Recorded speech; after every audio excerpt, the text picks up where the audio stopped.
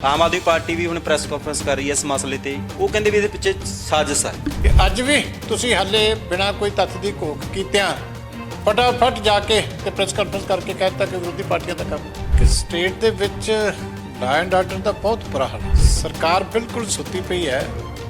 ਜੇ ਪਟਿਆਲੇ ਦੀ ਇਨਸੀਡੈਂਟ ਦੇ ਵਿੱਚ ਵੀ ਜੋ ਤੱਥ ਸਾਹਮਣੇ ਆ ਰਹੇ ਆ, ਜੇ ਸਰਕਾਰ ਸਮੇਂ ਸਿਰ ਜਾਗੀ ਹੁੰਦੀ, ਪ੍ਰਸ਼ਾਸਨ ਨੇ ਸਹੀ ਸਟੈਪ ਸਮੇਂ ਸਿਰ ਲਏ ਹੁੰਦੇ ਤੇ ਅੱਜ ਜਿਹੜੇ ਖਤਰਨਾਕ ਸਥਿਤੀ ਬਣ ਗਈ ਸੀ ਇਹਦੇ ਤੋਂ ਬਚਿਆ ਜਾ ਸਕਦਾ। ਕਿਸੇ ਨੂੰ ਵੀ ਆਪਣੀ ਜ਼ਿੰਦਗੀ ਦਾ ਭਰੋਸਾ ਨਹੀਂ। ਇੰਨੀ ਲਾਲੈਸਨੈਸ ਹੈ, ਗੋਲੀਆਂ ਚੱਲ ਰਹੀਆਂ, ਕਿੰਨੇ ਕਤਲ ਹੋ ਗਏ, ਕਿੰਨੇ ਲੁੱਟਾਂ ਹੋ ਰਹੀਆਂ, ਡਾਕੇ ਹੋ ਰਹੇ ਆ। ਕੋਈ ਘਰ ਦੇ ਵਿੱਚ ਬੈਠਾ, ਕੋਈ ਕਾਰੋਬਾਰ ਦੇ ਵਿੱਚ ਬੈਠਾ, ਕਿਤੇ ਵੀ ਕੁਝ ਸੁਰੱਖਿਅਤ ਨਹੀਂ। ਤੋਂ ਕੀ ਹਿੰਦੂ ਜਥੇਬੰਦੀ ਦੇ ਵੱਲੋਂ ਐਲਾਨ ਕੀਤਾ ਗਿਆ ਸੀ ਵੀ ਅਸੀਂ ਖਾਲਿਸਤਾਨ ਵਿਰੋਧੀ ਮਾਰਚ ਕੱਢਾਂਗੇ।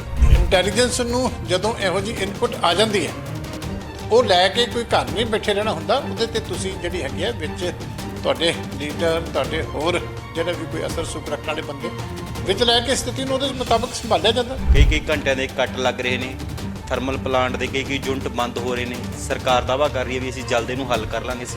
ਟੋਟਲੀ ਸਰਕਾਰ ਫੇਲ ਹੋ ਗਈ। ਅੱਜ ਉਹ ਲੋਕੀ ਜਿਨ੍ਹਾਂ ਨੇ ਸਵਾ ਮਹੀਨਾ ਪਹਿਲਾਂ ਵੋਟਾਂ ਪਾਈਆਂ ਸੀ, ਅੱਜ ਉਹ ਲੋਕੀ ਪਛਤਾ ਰਹੇ ਆ ਕਿ ਅਸੀਂ ਕਿਹਨਾਂ ਨੂੰ ਵੋਟਾਂ ਪਾ ਦਿੱਤੀਆਂ।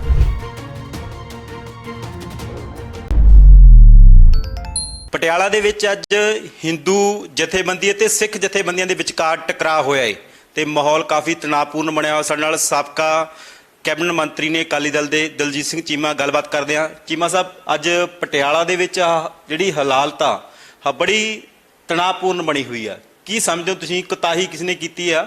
ਕਿਉਂ ਇਹ ਮਾਮਲਾ ਕਰਵਾਇਆ? ਬਹੁਤ ਮੰਦਭਾਗੀ ਇਨਸੀਡੈਂਟ ਹੈ। ਪਹਿਲਾਂ ਤਾਂ ਮੈਂ ਸਾਰਿਆਂ ਨੂੰ ਹੀ ਬੇਨਤੀ ਕਰਦਾ ਕਿ ਸਾਰਿਆਂ ਨੂੰ ਅਮਨ, ਸ਼ਾਂਤੀ ਤੇ ਭਾਈਚਾਰਕ ਸਾਂਝ ਬਣਾ ਕੇ ਰੱਖਣ ਦੇ ਵਿੱਚ ਸਹਿਯੋਗ ਕਰਨਾ ਚਾਹੀਦਾ ਜੀ। ਕਿਉਂਕਿ ਪੰਜਾਬ ਦਾ ਸਾਡਾ ਇਤਿਹਾਸ ਹੈ ਕਿ ਔਖੇ ਤੋਂ ਔਖੇ ਵੇਲੇ ਵੀ ਪੰਜਾਬ ਦੇ ਵਿੱਚ ਲੋਕਾਂ ਨੇ ਭਾਈਚਾਰਕ ਸਾਂਝ ਜਿਹੜੀ ਆਪਣੀ ਕਾਇਮ ਕਰਕੇ ਰੱਖੀ ਹੈ ਜੀ। ਔਰ ਅੱਜ ਵੀ ਬੜੀ ਵੱਡੀ ਲੋੜ ਹੈ ਕਿ ਭਾਈਚਾਰਕ ਸਾਂਝ ਨੂੰ ਕਾਇਮ ਕਰਕੇ ਰੱਖਿਆ ਜਾਵੇ। ਦੂਜੀ ਗੱਲ ਹੈ ਕਿ ਸਟੇਟ ਦੇ ਵਿੱਚ ਲਾਅ ਐਂਡ ਆਰਡਰ ਦਾ ਬਹੁਤ ਬੁਰਾ ਹਾਲ ਹੈ। ਸਰਕਾਰ ਬਿਲਕੁਲ ਸੁੱਤੀ ਪਈ ਹੈ। ਜੇ ਪਟਿਆਲੇ ਦੀ ਇਨਸੀਡੈਂਟ ਦੇ ਵਿੱਚ ਵੀ ਜੋ ਤੱਥ ਸਾਹਮਣੇ ਆ ਰਹੇ ਆ, ਜੇ ਸਰਕਾਰ ਸਮੇਂ ਸਿਰ ਜਾਗੀ ਹੁੰਦੀ, ਪ੍ਰਸ਼ਾਸਨ ਨੇ ਸਹੀ ਸਟੈਪ ਸਮੇਂ ਸਿਰ ਲਏ ਹੁੰਦੇ ਤੇ ਅੱਜ ਜਿਹੜੇ ਖਤਰਨਾਕ ਸਥਿਤੀ ਬਣ ਗਈ ਸੀ ਇਹਦੇ ਤੋਂ ਬਚਿਆ ਜਾ ਸਕਦਾ ਸੀ। ਕਿਉਂਕਿ ਜਦੋਂ ਪਹਿਲਾਂ ਤੁਹਾਨੂੰ ਕਈ ਦਿਨਾਂ ਤੋਂ ਅਖਬਾਰਾਂ ਦੇ ਵਿੱਚ ਖਬਰਾਂ ਲੱਗ ਰਹੀਆਂ ਕਿ ਗੱਲ ਟਕਰਾਅ ਵਾਲੇ ਪਾਸੇ ਵੱਧ ਰਹੀ ਹੈ, ਤੇ ਫਿਰ ਉਸ ਵੇਲੇ ਸਰਕਾਰ ਕਿੱਥੇ ਸੁੱਤੀ ਪਈ ਹੈ? ਜਾ ਕੇ ਦੋਨਾਂ ਧਿਰਾਂ ਨਾਲ ਗੱਲਬਾਤ ਕਰਕੇ ਉਹ ਚੀਜ਼ ਉੱਥੇ ਹੀ ਸਮੇਟਣ ਦੀ ਕੋਸ਼ਿਸ਼ ਕਰਨੀ ਚਾਹੀਦੀ ਸੀ। ਲੇਕਿਨ ਜੋ ਨਜ਼ਰ ਆ ਰਿਹਾ ਕਿ ਕੋਈ ਪ੍ਰਬੰਧ ਇਹਨਾਂ ਚੀਜ਼ਾਂ ਨੂੰ ਕਿ ਕੋਈ ਅਣਸੁਖਾਵੀ ਘਟਨਾ ਨਾ ਹੋਵੇ, ਸਰਕਾਰ ਨੇ ਨਹੀਂ ਕੀਤੇ। ਤੇ ਅਖੀਰ ਦੇ ਉੱਤੇ ਜਦੋਂ ਖਤਰਨਾਕ ਸਥਿਤੀ ਪਹੁੰਚ ਗਈ ਤੇ ਫਿਰ ਆ ਕੇ ਉੱਥੇ ਫਾਇਰਿੰਗ ਕਰਨੀ ਪਈ, ਦੂਜੇ ਕੰਮ ਕਰਨੇ ਪਏ। ਬਹੁਤ ਮਾੜੇ ਹਾਲਾਤ ਦੇ ਵਿੱਚ ਗੱਲ ਪਹੁੰਚੀ। ਇਸ ਕਰਕੇ 100% ਮੈਂ ਕਹਿ ਸਕਦਾ ਕਿ ਇਹ ਹੋਮ ਮਿਨਿਸਟਰੀ ਦਾ, ਸਰਕਾਰ ਦਾ ਫੇਲਰ ਹੈ। ਸਰਕਾਰ ਨੂੰ ਆਪਣੀ ਨੀਂਦ ਤੋਂ ਜਾਗਣਾ ਚਾਹੀਦਾ। ਕੱਲਾ ਤਮਾਸ਼ਬੀਨੀ ਨਾਲ ਦੂਜਿਆਂ ਤੇ ਦੋਸ਼ ਲਾ ਕੇ 24 ਘੰਟੇ ਝੂਠਾ ਪ੍ਰਚਾਰ ਕਰਕੇ ਸਰਕਾਰ ਨਹੀਂ ਚੱਲਦੀ। ਸਰਕਾਰ ਦੇ ਨਾਲ ਜ਼ਿੰਮੇਵਾਰੀ ਜੁੜੀਆਂ ਹੋਈ। ਅੱਜ ਸਾਰੇ ਪੰਜਾਬ ਦੇ ਵਿੱਚ ਤੁਸੀਂ ਕਿਤੇ ਚਲੇ ਜਾਓ, ਕਿਸੇ ਨੂੰ ਵੀ ਆਪਣੀ ਜ਼ਿੰਦਗੀ ਦਾ ਭਰੋਸਾ ਨਹੀਂ। ਇੰਨੀ ਲਾਲੈਸਨੈਸ ਹੈ, ਗੋਲੀਆਂ ਚੱਲ ਰਹੀਆਂ, ਕਿੰਨੇ ਕਤਲ ਹੋ ਗਏ, ਕਿੰਨੇ ਲੁੱਟਾਂ ਹੋ ਰਹੀਆਂ, ਡਾਕੇ ਹੋ ਰਹੇ ਆ। ਕੋਈ ਘਰ ਦੇ ਵਿੱਚ ਬੈਠਾ, ਕੋਈ ਕਾਰੋਬਾਰ ਦੇ ਵਿੱਚ ਬੈਠਾ, ਕਿਤੇ ਵੀ ਕੋਈ ਸੁਰੱਖਿਅਤ ਨਹੀਂ। ਤੇ ਇਹਨੂੰ ਫਿਰ ਕਿਵੇਂ ਤੁਸੀਂ ਕਹਿ ਸਕਦੇ ਹੋ ਕਿ ਸਰਕਾਰ ਜੀ? ਚੀਮਾ ਸਾਹਿਬ, ਆਮ ਆਦਮੀ ਪਾਰਟੀ ਵੀ ਹੁਣ ਪ੍ਰੈਸ ਕਾਨਫਰੰਸ ਕਰ ਰਹੀ ਹੈ ਇਸ ਮਸਲੇ ਤੇ। ਉਹ ਕਹਿੰਦੇ ਵੀ ਇਹਦੇ ਪਿੱਛੇ ਸਾਜ਼ਿਸ਼ ਹੈ। ਦੇਖੋ, ਸਾਜ਼ਿਸ਼ਾਂ ਤਾਂ ਫਿਰ ਕੱਢਣੀ ਕਿੰਨੇ ਆ?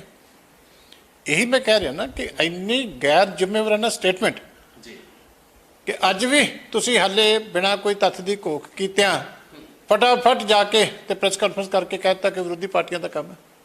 ਸ਼ਰਮ ਹੋਣੀ ਚਾਹੀਦੀ ਹੈ ਇਹੋ ਜਿਹੀ ਗੱਲ ਕਹਿਣ ਤੋਂ ਪਹਿਲਾਂ। ਤੁਸੀਂ ਸਰਕਾਰ 'ਚੋਂ ਹੁਣ ਆਪੋਜੀਸ਼ਨ ਵਾਲੇ ਮੋਡ 'ਚੋਂ ਬੜਾ ਝੂਠ ਬੋਲ ਰਿਹਾ, ਬੜਾ ਕੂਟ ਪ੍ਰਚਾਰ ਕਰ ਰਿਹਾ। ਹੁਣ ਬਾਹਰ ਨਿਕਲੋ। ਇਹਦਾ ਮਤਲਬ ਇਨਕੁਆਰੀਆਂ ਹੋ ਗਈਆਂ ਇਹਨਾਂ ਦੀਆਂ ਸਾਰੀਆਂ। ਜੇ ਤੁਸੀਂ ਆ ਕੇ ਪ੍ਰੈਸ ਕਾਨਫਰੰਸ ਕਰਕੇ ਤੇ ਦੋਸ਼ ਵੀ ਲਾਉਣੇ ਸ਼ੁਰੂ ਕਰ ਦਿੱਤੇ ਕਿ ਵਿਰੋਧੀ ਪਾਰਟੀਆਂ ਦਾ ਕੰਮ ਹੈ, ਤੇ ਤੁਸੀਂ ਕੀ ਕਰਦੇ ਪਏ ਫਿਰ?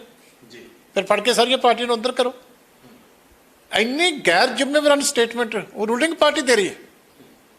ਐਡੀ ਵੱਡੀ ਘਟਨਾ ਦੇ ਉੱਤੇ ਜਿੱਥੇ ਉਹਨੂੰ ਸਾਰਿਆਂ ਦਾ ਸਹਿਯੋਗ ਮੰਗਣਾ ਚਾਹੀਦਾ, ਉੱਥੇ ਇਹੋ ਜਿਹੇ ਗੈਰ ਜ਼ਿੰਮੇਵਾਰ ਕੰਮ। ਕਿਉਂਕਿ ਇਹਨਾਂ ਨੂੰ ਪਤਾ ਕਿ ਜਿਵੇਂ ਪਹਿਲਾਂ ਸੀ ਆਦਤ ਕਿ 100 ਵਾਰੀ ਝੂਠ ਬੋਲੀ ਜਾਓ, ਇੱਕ ਉਹਨੂੰ ਸੱਚ ਬਣਾਉਣ ਦੀ ਕੋਸ਼ਿਸ਼ ਕਰੋ। ਫਿਰ ਇਸ ਤਰੀਕੇ ਲਾਅ ਐਂਡ ਆਰਡਰ ਕੰਟਰੋਲ ਹੋਊਗੀ। ਇਹ ਤੇ ਸੱਚਾਈ ਨੂੰ ਪਹਿਚਾਨਣਾ ਪੈਂਦਾ, ਲੱਭਣਾ ਪੈਂਦਾ ਵੀ ਕਿੱਥੇ ਕਿਹਦਾ ਕਸੂਰ ਸੀ, ਉੱਥੇ ਉਹਦੇ ਮੁਤਾਬਕ ਐਕਸ਼ਨ ਲੈਣਾ ਪੈਂਦਾ, ਨਾ ਕਿ ਭੰਡੀ ਪ੍ਰਚਾਰ ਦੇ ਨਾਲ ਹੀ ਤੁਸੀਂ ਜਿਹੜਾ ਹਾਲੇ ਸਾਰੀ ਉਮਰ ਕੰਮ ਚਲਾਈ ਜਾਣਾ। ਚੀਮਾ ਸਾਹਿਬ, ਇਸ ਤੋਂ ਇਲਾਵਾ ਜਦੋਂ ਕਿ ਹਿੰਦੂ ਜਥੇਬੰਦੀ ਦੇ ਵੱਲੋਂ ਐਲਾਨ ਕੀਤਾ ਗਿਆ ਸੀ ਵੀ ਅਸੀਂ ਖਾਲਿਸਤਾਨ ਵਿਰੋਧੀ ਮਾਰਚ ਕੱਢਾਂਗੇ, ਕਿਤੇ ਨਾ ਕਿਤੇ ਤੁਸੀਂ ਪੁਲਿਸ ਦੀ ਵੀ ਅਣਗਹਿਲੀ ਮੰਨਦੇ ਹੋ? ਕਿਉਂਕਿ ਪੁਲਿਸ ਨੇ ਜੇਕਰ ਉਹਨਾਂ ਨੂੰ ਇਕੱਠੇ ਨਾ ਹੋਣ ਦਿੱਤਾ ਜਾਂਦਾ ਤਾਂ ਇਹ ਟਕਰਾਅ ਵੀ ਨਹੀਂ ਹੋਣਾ ਸੀ। ਦੇਖੋ, ਹੋਮ ਮਿਨਿਸਟਰੀ ਕੋਲੇ ਇੰਟੈਲੀਜੈਂਸ ਕਾਹਦੇ ਵਾਸਤੇ ਹੁੰਦੀ ਹੈ? ਮੁੱਖ ਮੰਤਰੀ ਸਾਹਿਬ ਆਪ ਹੋਮ ਮਿਨਿਸਟਰ ਨੇ। ਇੰਟੈਲੀਜੈਂਸ ਨੂੰ ਜਦੋਂ ਇਹੋ ਜਿਹੀ ਇਨਪੁਟ ਆ ਜਾਂਦੀ ਹੈ ਤੇ ਉਹ ਲੈ ਕੇ ਕੋਈ ਘਰ ਨਹੀਂ ਬੈਠੇ ਰਹਿਣਾ ਹੁੰਦਾ, ਉਹਦੇ ਤੇ ਤੁਸੀਂ ਜਿਹੜੀ ਹੈਗੀ ਹੈ ਵਿੱਚ ਤੁਹਾਡੇ ਲੀਡਰ, ਤੁਹਾਡੇ ਹੋਰ ਜਿਹੜੇ ਵੀ ਕੋਈ ਅਸਰ ਸੁਖ ਰੱਖਣ ਵਾਲੇ ਬੰਦੇ ਵਿੱਚ ਲੈ ਕੇ ਸਥਿਤੀ ਨੂੰ ਉਹਦੇ ਮੁਤਾਬਕ ਸੰਭਾਲਿਆ ਜਾਂਦਾ। ਜੇ ਇੰਨੇ ਦਿਨਾਂ ਤੋਂ ਅਖਬਾਰਾਂ ਚੁੱਪਣ ਲੱਗ ਰਿਹਾ ਸੀ ਤੇ ਫਿਰ ਵੀ ਸਰਕਾਰ ਉਹਨੂੰ ਨਹੀਂ ਰੋਕ ਸਕੀ, ਤੇ ਫਿਰ ਕਿਉਂ, ਕਿਹਦਾ ਕਸੂਰ ਹੈ? ਚੀਮਾ ਸਾਹਿਬ, ਇਸ ਤੋਂ ਇਲਾਵਾ ਬਿਜਲੀ ਦੇ ਮੁੱਦੇ ਤੇ ਵੀ ਲੋਕ ਕਾਫੀ ਦੁਖੀ ਨੇ।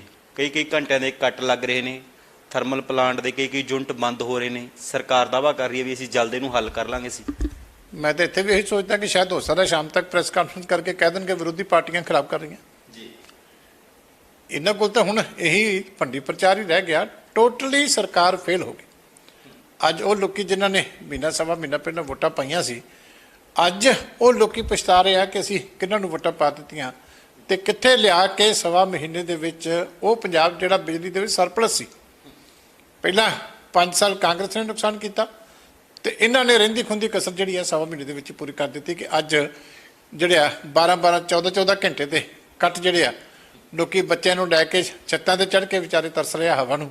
ਇਹ ਹਾਲਤ ਪੰਜਾਬ ਦੀ ਕਰ ਦਿੱਤੀ ਹੈ। ਇੰਡਸਟਰੀ ਸਾਰੀ ਬੰਦ ਪਈ ਹੈ, ਕਾਰੋਬਾਰ ਲੋਕਾਂ ਦੇ ਬੰਦ ਪਏ ਆ ਤੇ ਇਹਨਾਂ ਕੋਲੇ ਹਾਲੇ ਤੱਕ ਇਹਦੇ ਵਾਸਤੇ ਕੋਈ ਜਿਹੜੀ ਹੈਗੀ ਆ, ਕੋਈ ਵੀ ਜਿਹੜੀ ਆ ਇਹਨਾਂ ਕੋਲੇ ਮੈਪ ਨਹੀਂ ਹੈ, ਪਲਾਨ ਨਹੀਂ ਹੈ ਕਿ ਕਿਵੇਂ ਇਸ ਬਿਜਲੀ ਦੇ ਸੰਕਟ ਦੇ ਵਿੱਚੋਂ ਜਿਹੜਾ ਪੰਜਾਬ ਨੂੰ ਕੱਢਣਾ।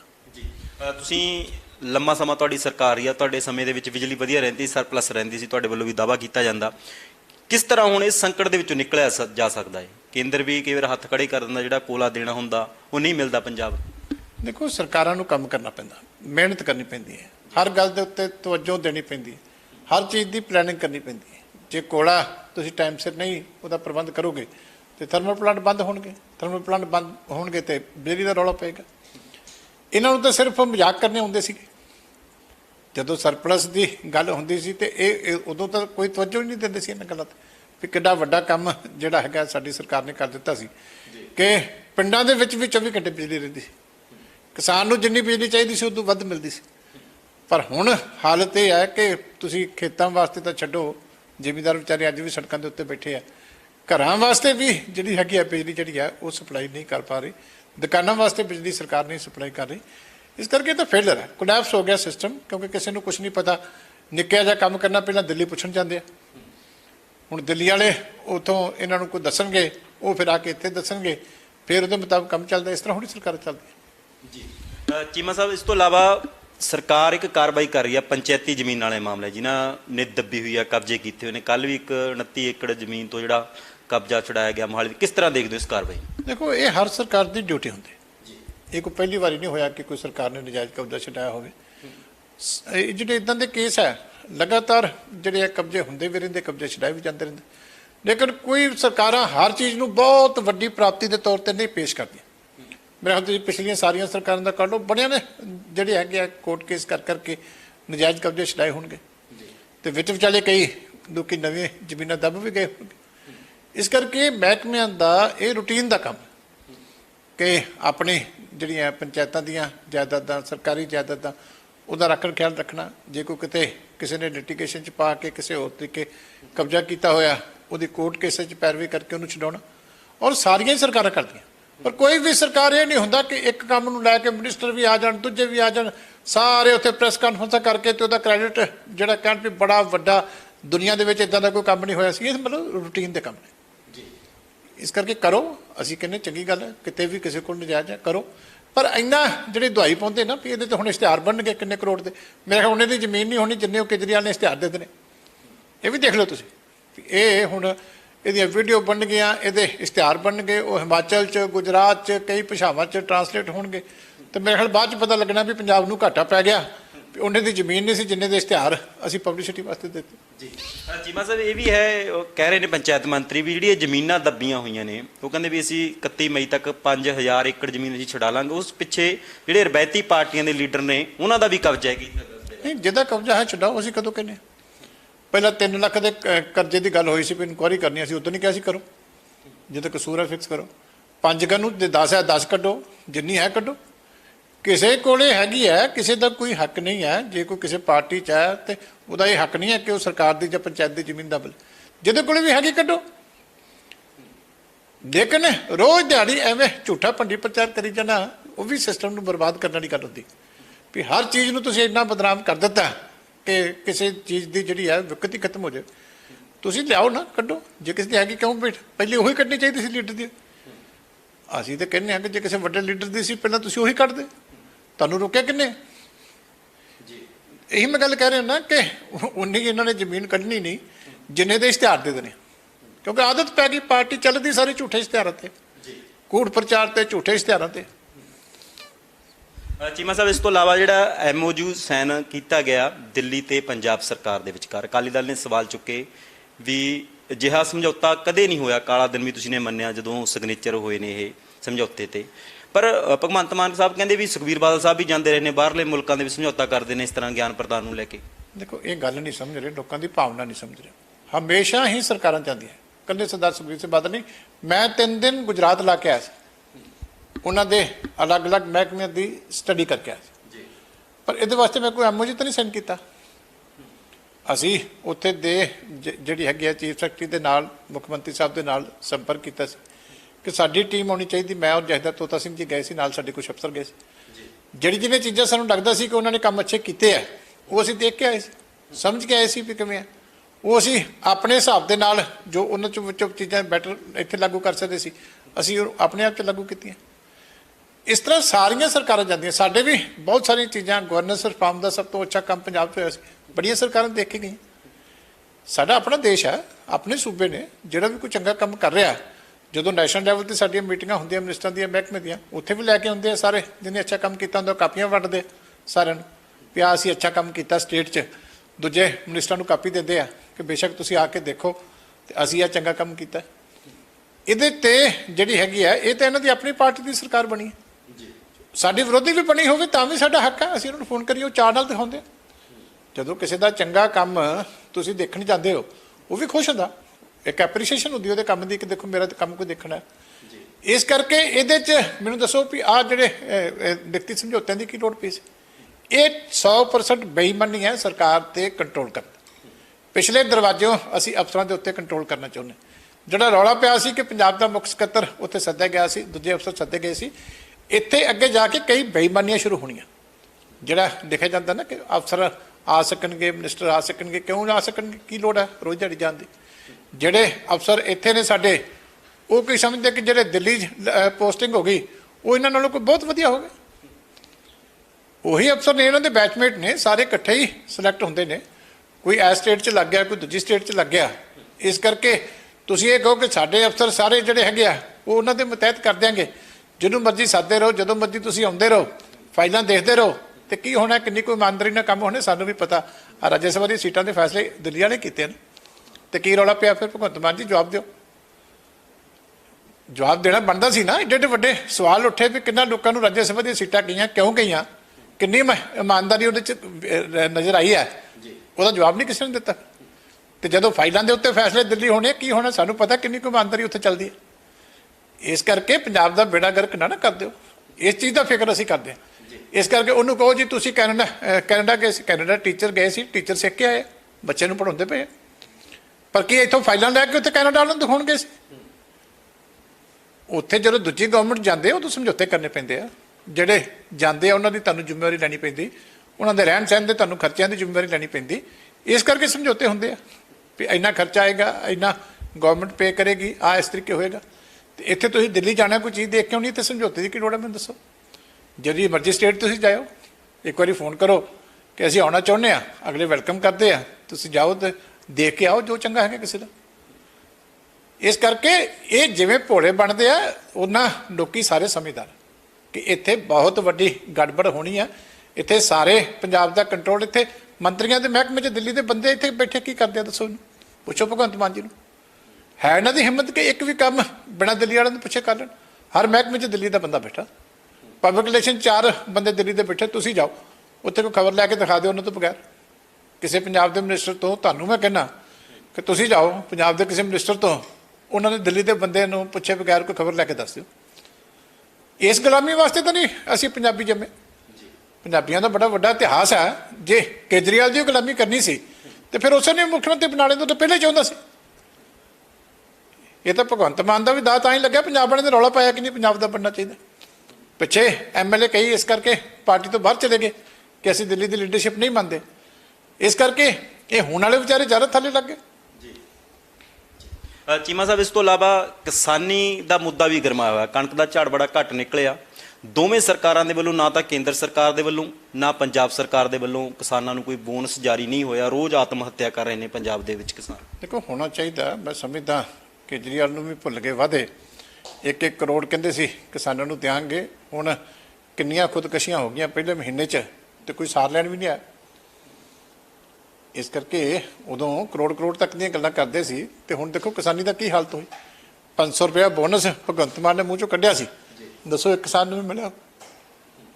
ਗੱਲਾਂ ਬਹੁਤ ਇਹਨਾਂ ਤੋਂ ਜਿੰਨੀਆਂ ਮਰਜ਼ੀ ਸੁਣ ਲਓ, ਪਰ ਪ੍ਰੈਕਟੀਕਲੀ ਜਿਹੜਾ ਹੈ ਇਹਨਾਂ ਨੂੰ ਪੁੱਛੋ ਕੇਸ ਬਣਾ ਕੇ ਭੇਜਿਆ ਕੇਂਦਰ ਸਰਕਾਰ ਕੋਲੇ?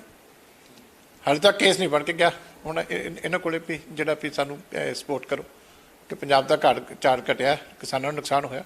ਪੁੱਛੋ ਇਹਨਾਂ ਨੂੰ ਅੱਜ ਦੀ ਤਰੀਕ ਤੱਕ ਕੋਈ ਕੇਸ ਬਣਾ ਕੇ ਗਿਆ? ਕੋਈ ਨਹੀਂ ਗਿਆ। ਇਸ ਕਰਕੇ ਨਾ ਆਪ ਕੁਝ ਦੇਣਾ, ਨਾ ਕਿਸਾਨਾਂ ਦਾ ਕੋਈ ਕੇਸ ਬਣਾ ਕੇ ਕਿਤੇ ਕੇਂਦਰ ਕੋਲੇ ਭੇਜਣਾ, ਤੇ ਕਿਸਾਨਾਂ ਦੀ ਵਿਚਾਰਿਆਂ ਦੀ ਮਾੜੀ ਹਾਲਤ ਹੋਣੀ ਹੈ। ਤੁਸੀਂ ਇੰਨਾ ਹੀ ਦੱਸ ਦਿਓ ਵੀ ਕਿੰਨਾ ਡੀਜ਼ਲ ਤੇ ਪੈਟਰੋਲ ਦੇ ਉੱਤੇ ਵਾਧੂ ਇਹਨਾਂ ਨੇ ਵੈਟ ਲਾਇਆ ਹੋਇਆ। ਸੈਂਕੜੇ ਕਰੋੜ ਰੁਪਏ ਕਮਾ ਰਹੇ ਆ ਪੰਜਾਬ ਸਰਕਾਰ, ਦਿੱਲੀ ਵਾਲੀ ਵੀ ਕਮਾ ਰਹੀ ਹੈ। ਤੇ ਕੀ ਆਪਣਾ ਇਹ ਘੱਟੋ ਘੱਟ ਇੰਨੀ ਮੱਧ ਹਾਲੀ ਹੈ ਕਿਸਾਨੀ ਦੀ, ਇਹ ਡੀਜ਼ਲ ਦੇ ਰੇਟ ਹੀ ਘਟਾ ਦੇਣ, ਵੈਟ ਹੀ ਘਟਾ ਦੇਣ। ਸਭ ਤੋਂ ਵੱਧ ਵੈਟ ਸਾਡੀ ਸਰਕਾਰ ਲਈ ਜਾਂਦੀ, ਪਰ ਕੋਈ ਮਦਦ ਨਹੀਂ ਕਰਦੀ। ਗੱਲਾਂ ਚੁੱਪੜੀਆਂ ਆ ਕੇ ਸੁਣ ਲਓਗੇ ਕਿ ਅਸੀਂ ਆਹ ਕਰਨਾ, ਅਸੀਂ ਉਹ ਕਰਨਾ। ਪੰਜਾਬ 'ਚ ਤਾਂ ਇਹਨਾਂ ਦਾ ਧਿਆਨ ਹੀ ਹੈ ਨਹੀਂ। ਪੰਜਾਬ 'ਚ ਤਾਂ ਧਿਆਨ ਦਿੱਲੀ ਵਾਲਿਆਂ ਦਾ, ਇਹਨੂੰ ਅਸੀਂ ਚਲਾਉਣਾ। ਇਹਨਾਂ ਨੂੰ ਤਾਂ ਉਹਨਾਂ ਨੇ ਡਿਊਟੀ ਦਿੱਤੀ ਹੈ ਕਿ ਤੁਸੀਂ ਹੁਣ ਹਿਮਾਚਲ ਜਾ ਕੇ ਝੂਠ ਬੋਲਣਾ, ਹੁਣ ਤੁਸੀਂ ਗੁਜਰਾਤ ਜਾ ਕੇ ਝੂਠ ਬੋਲਣਾ, ਹੁਣ ਤੁਸੀਂ ਹਰਿਆਣਾ ਜਾ ਕੇ ਝੂਠ ਬੋਲਣਾ। ਧੰਨਵਾਦ ਬਹੁਤ, ਮਿਹਰਬਾਨੀ ਜੀ। ਇਹ ਸਨ ਸਾਬਕਾ ਕੈਬਨਿਟ ਮੰਤਰੀ ਦਲਜੀਤ ਸਿੰਘ ਚੀਮਾ, ਜਿਨ੍ਹਾਂ ਦੇ ਵੱਲੋਂ ਆਮ ਆਦਮੀ ਪਾਰਟੀ ਦੀ ਸਰਕਾਰ ਤੇ ਸਵਾਲ ਚੁੱਕੇ ਗਏ ਨੇ। ਜੋ ਅੱਜ ਪਟਿਆਲਾ ਦੇ ਵਿੱਚ ਘਟਨਾਕ੍ਰਮ ਵਾਪਰਿਆ, ਤਣਾਅ ਜਿਹੜਾ ਉੱਥੇ ਬਣਿਆ ਹੋਇਆ ਹਿੰਦੂ ਜਥੇਬੰਦੀ ਤੇ ਸਿੱਖ ਜਥੇਬੰਦੀਆਂ ਦੇ ਵਿਚਕਾਰ, ਉਹਨਾਂ ਨੂੰ ਲੈ ਕੇ ਵੀ ਸਵਾਲ ਖੜੇ ਕੀਤੇ ਨੇ। ਨਾਲ ਦੀ ਨਾਲ ਸਾਫ਼ ਕਿਹਾ ਕਿ ਜੋ ਵਾਅਦੇ ਕੀਤੇ ਸੀ ਚੋਣਾਂ ਦੌਰਾਨ ਪੰਜਾਬ ਦੇ ਲੋਕਾਂ ਦੇ ਨਾਲ, ਉਹਨਾਂ ਨੂੰ ਪੂਰਾ ਕਰੋ, ਕੰਮ ਕਰਕੇ ਦਿਖਾਓ, ਤਾਂ ਹੀ ਪੰਜਾਬ ਦੀ ਹਾਲਤ ਜਿਹੜੀ ਸੁਧਰ ਸਕਦੀ ਹੈ। ਕੈਮਰਾਮੈਨ ਜੌਨਸਨ ਦੇ ਨਾਲ ਕੁਲਦੀਪ ਸਿੰਘ ਪੋੜੇ, D5 ਚੈਨਲ ਪੰਜਾਬੀ, ਚੰਡੀਗੜ੍ਹ। ਹੋਏਗੀ ਕਿਸਾਨਾਂ ਦੀ ਗੱਲ, ਨਵੀਂ ਖੇਤੀ, ਮਸ਼ੀਨਾਂ, ਬੀਜਾਂ ਤੇ ਬਾਗਾਂ ਦੀ ਗੱਲ ਲੈ ਕੇ ਚੱਲਾਂਗੇ ਤੁਹਾਨੂੰ ਰੰਗਲੇ ਪੰਜਾਬ ਦੇ ਖੇਤਾਂ ਵੱਲ। ਦੇਖਣਾ ਨਾ ਭੁੱਲਣਾ ਸਾਡਾ ਖਾਸ programme farming with Amarjeet Warraich, ਸੋਮਵਾਰ ਤੋਂ ਸ਼ੁੱਕਰਵਾਰ ਸ਼ਾਮ 6 ਵਜੇ D5 ਚੈਨਲ ਪੰਜਾਬੀ ਤੇ। ਕੀ ਹੁੰਦੀ ਹੈ ਜਮਾਬੰਦੀ, ਕਿਵੇਂ ਬਣਦੀ ਹੈ ਵਸੀਅਤ, ਜ਼ਮੀਨ ਜਾਇਦਾਦ ਦੇ ਹਰ ਮਸਲੇ ਤੇ ਕਰਾਂਗੇ ਚਰਚਾ। ਦੇਖਣਾ ਨਾ ਭੁੱਲਣਾ ਸਾਡਾ ਖਾਸ D5 ਚੈਨਲ ਪੰਜਾਬੀ। ਹੁਣੇ ਸਬਸਕ੍ਰਾਈਬ ਕਰੋ, ਬੈਲ ਆਈਕਨ ਤੇ ਕਲਿੱਕ ਕਰੋ।